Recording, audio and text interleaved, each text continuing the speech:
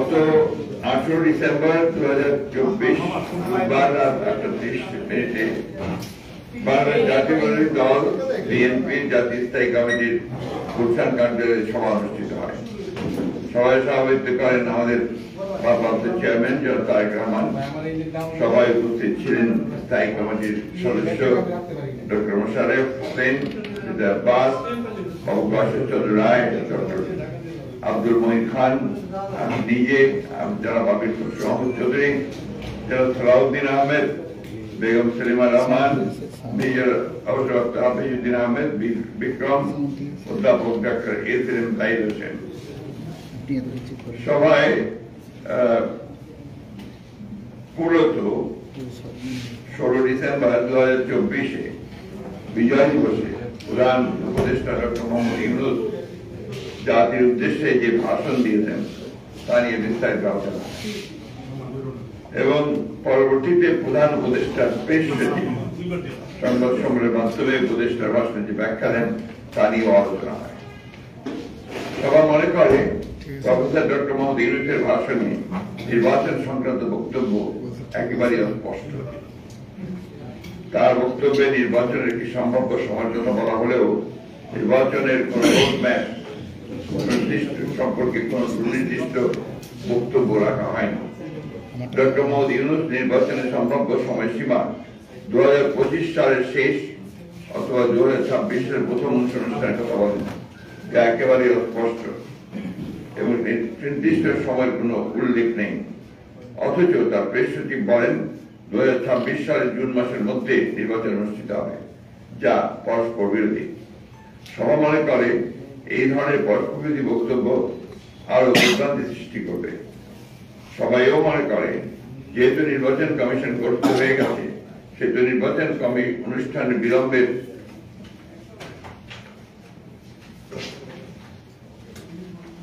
প্রয়োজন নেই।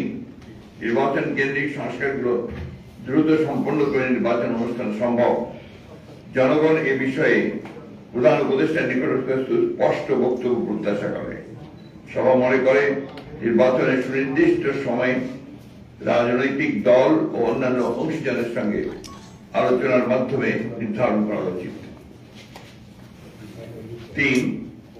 সভায় সংবিধানের পঞ্চদশ সংশোধনী সংক্রান্ত মাননীয় হাইকোর্টের রায়ের বিষয়ে আলোচনা হয়। এ বিষয়ে আমাদের বক্তব্য আমরা তুলে ধরছি, যেটা আপনাদের ব্যাখ্যা সারাদিন সাহেব দেবেন। আমি যেটা আমাদের কাছে আছে আপনাদেরকে পড়ে শোনাচ্ছি। উক্ত সংশোধনীতে মোট 55টি দফায় সংবিধানের বিভিন্ন অনুচ্ছেদের প্রস্তাবনায় তফসিলে ব্যাপক পরিবর্তন সংযোজন ও বিয়োজন করার মধ্য দিয়ে সংবিধানকে একদলীয় শাসন এবং রাষ্ট্র ব্যবস্থা কায়েমের প্রধানতম হাতিয়ারে পরিণত করা হয়, অর্থাৎ পঞ্চদশ সংশোধনীকে।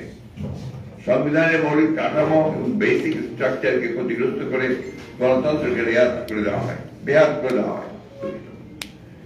মাননীয় আদালত উন্মুক্ত আদালতের রায়ের ঘোষণার সময় কিছু কিছু বিষয়ে মন্তব্য ও পর্যবেক্ষণ সহ উক্ত সংশোধনের গুরুত্বপূর্ণ কিছু অংশ অবৈধ ঘোষণা করেছেন এবং কিছু অংশ সংরক্ষণ করেছেন এবং অধিকাংশ আগামী সংসদের বিবেচনার জন্য ছেড়ে দিয়েছেন। কিন্তু রিট আবেদনকারীগণ সংযুক্ত হওয়া রাজনৈতিক দলসমূহ ও অন্যান্য অংশীজন এবং দেশে আপামর জনসাধারণ আদালতের কাছে আরো বেশি কিছু সিদ্ধান্ত আশা করেছিল। রিট আবেদনকারীগণ পুরো পঞ্চদশ সংশোধনী অবৈধ ঘোষণার প্রার্থনা করেছিলেন।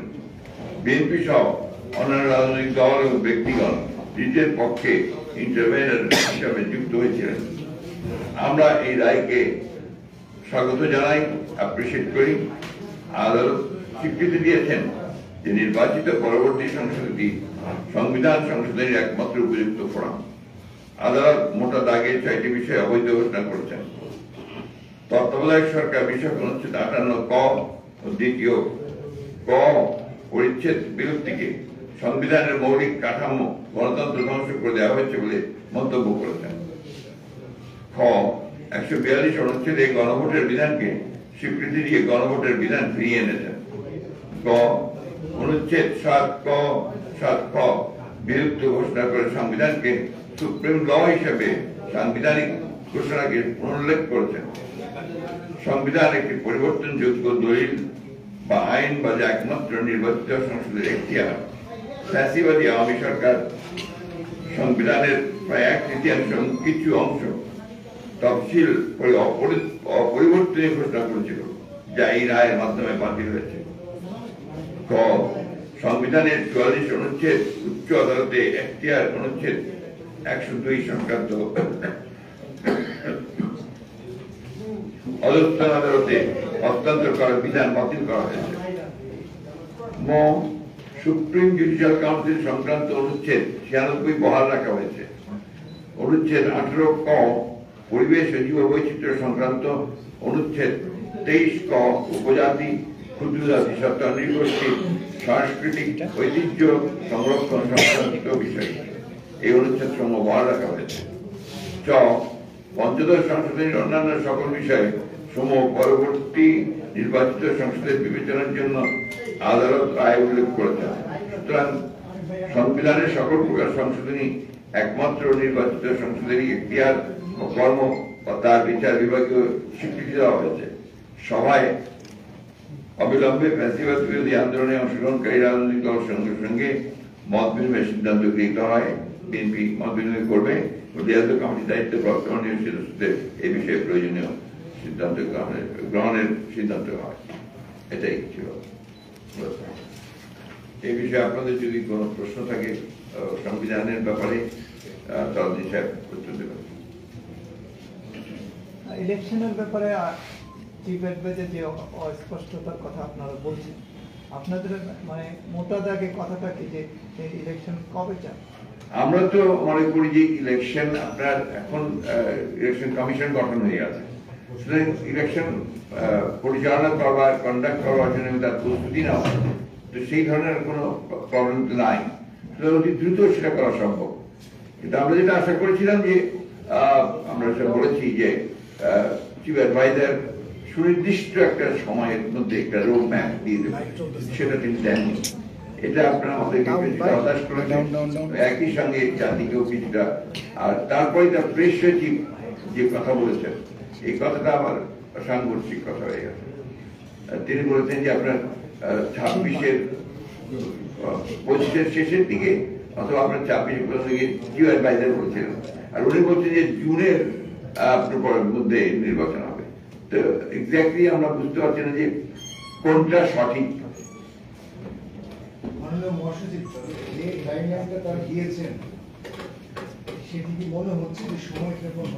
যৌক্তিক মনে হচ্ছে কিনা টাইমলাইনটা? যৌক্তিক তো মনে হয়নি, জানুন তো আমরা বলেছি যে আমরা হতাশ হয়েছি এটাতে।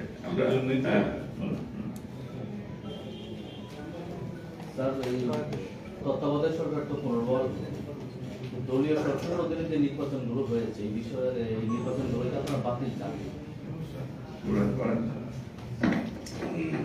তত্ত্বাবধায়ক সরকার ব্যবস্থা পুনর্বহাল হলো এই কথাটা এখনো পুরোপুরি বলা যাবে না, যেহেতু সংবিধানের ৫ম সংশোধনের মাধ্যমে তত্ত্বাবধায়ক সরকার ব্যবস্থা বিলুপ্ত করা হয়েছিল, সেটাকে অবৈধ ঘোষণা করা হয়েছে।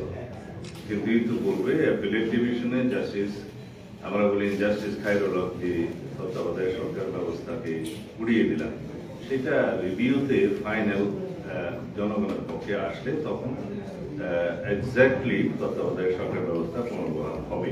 তা আমরা আশা করি সেটা হবে। এবং তত্ত্বাবধায়ক সরকার ব্যবস্থার বাইরে 2014, 18 এবং 2024 একটা ভোটারবিহীন আর একটা রাতের ভোটার, একটা হচ্ছে দামি ভোট, যেটা এই বিষয়ে যদি আদালতের কাছে কেউ কোন রকমের আবেদন করে তখন আদালত এটা বলতে পারবে। আমাদের পক্ষ থেকে আমরা এখনো পর্যন্ত এই বিষয়ে এটাই বক্তব্য দিয়েছি যে সবগুলো অবৈধ সংসদ ছিল।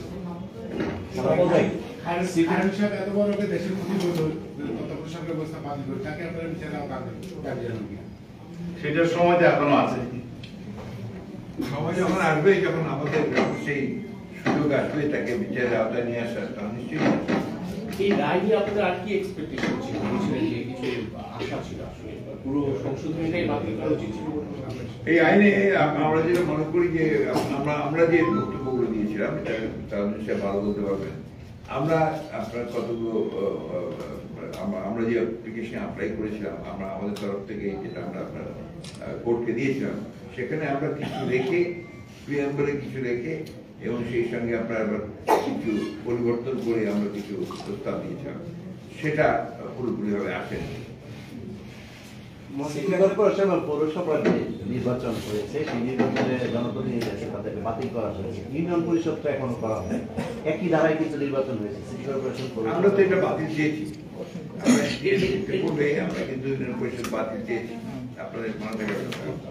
গতকালকে বৈষম্য বিরোধী ছাত্র আন্দোলন জাতীয় গ্রামীণ কমিটি এই সিটি এবং পৌর কাউন্সিলরদের অপসারিত যায় তাদের একটা সমাবেশে দিয়েছে। তারা বলেছে তাদেরকে পুনর্বহালের আহ্বান করতে তারা জানান স্থানীয় সরকার। কোন কৌশল কিংবা আপনি এভাবে এটা তাদের তাদের তাদের বক্তব্য, তারা কি কি দৃষ্টিভঙ্গি ক্রিয়া করেছেন তারা বলতে পারবে। আমাদের দৃষ্টিভঙ্গি খুব পরিষ্কার। আমরা মনে করি যে আপনার এই ফ্যাসিবাদী হাসিনা সরকারের অধীনে যতগুলো নির্বাচন হয়েছে সমস্ত নির্বাচন সফল হয়েছে, এবং সেই কারণেই আমরা স্থানীয় সরকারগুলো ভেঙে দেওয়ার জন্য আমরা আহ্বান জানিয়েছিলাম, এবং যে সবগুলো ভাঙা হয়েছে কিন্তু আপনার শুধু ইউনিয়ন পরিষদটা করা হয়নি। আমরা সেটাও দাবি জানিয়েছি ইউনিয়ন পরিষদে অবিলম্বে এটাকে আপনার বাতিল করা হবে। মহাসচিব, একটা বিষয় হচ্ছে এই নির্বাচন সংস্কারে যখন কথা হচ্ছে রাজনৈতিক দলগুলো এবং বিশেষ করে ছাত্রদের মধ্যে পরস্পর বিরুদ্ধে একটা সুর আমরা দেখছি। কেউ বলছে যে 28 দিন সময় দেওয়া যেতে পারে, সেটা নিয়ে আবার জাতীয় অনৈক্য তৈরি হচ্ছে কিনা যখন সবাই কথা বলছে, এই জায়গা নিয়ে এই বিষয়টা নিয়ে আমরা কথা বলেছি। আমরা মনে করি যে এই বিষয়ে সবচেয়ে বড় ভূমিকা পালন করা দরকার আপনার এই অন্তর্বর্তীকালীন সরকারের। তাদের দায়িত্ব হচ্ছে সমস্ত স্টেক হোল্ডারদের সঙ্গে আলোচনা করে এই বিষয়ে যেন কোনো বিভ্রান্তি সৃষ্টি না হয়, সেই হিসাবে একটা তারিখ নির্ধারণ করা, সময় নির্ধারণ করা যেতে পারে, এবং সেটাই উচিত বলে আমরা মনে করি।